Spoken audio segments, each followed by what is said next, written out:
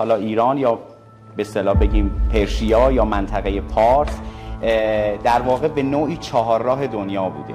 شما میبینید در تاریخ ما در دوره هخامنشیان در زمان داریوش بزرگ ما بیشترین جاده ها رو در ایران ساختیم و سیستم جاده سازی و سیستم پست و انتقال رو خب ما در ایران راه انداختیم.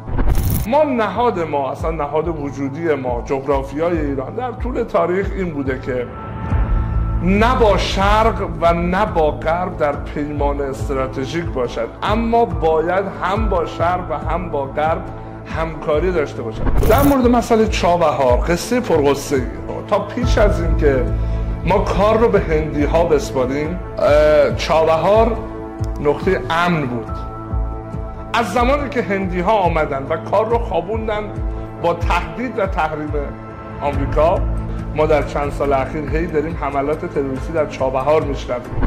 در هر دو کریدور شمال جنوب و شرق به غرب وقتی ما تعلل کردیم، رقیب منطقه‌ای ما ترکیه وارد بازی شد. دو تا پازل ناتکمیل در کریدور شمال جنوب داریم. بحث راه آهن رشت آستارا و راه آهن زاهدان چابهار. حداقل چیده ها رو ما میتوانستیم با سرمایه اونها راه آهن زاهدان چابهار رو تکمیل بکنیم. نه، ما خب متاسفانه از اون فرصت استفاده نکردیم. سفر ناتمام ماند و آقای شی جین پینگ رفت.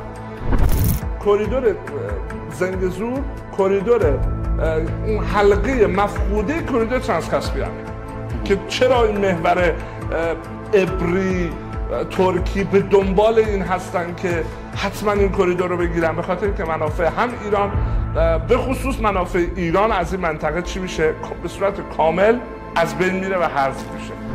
میخوام هم اقتصادی هم سیاسی شو برای بینندگان ما توضیح بدیم چه نفعی برای ما داره، چه نفعی داره که مردم حس کنن.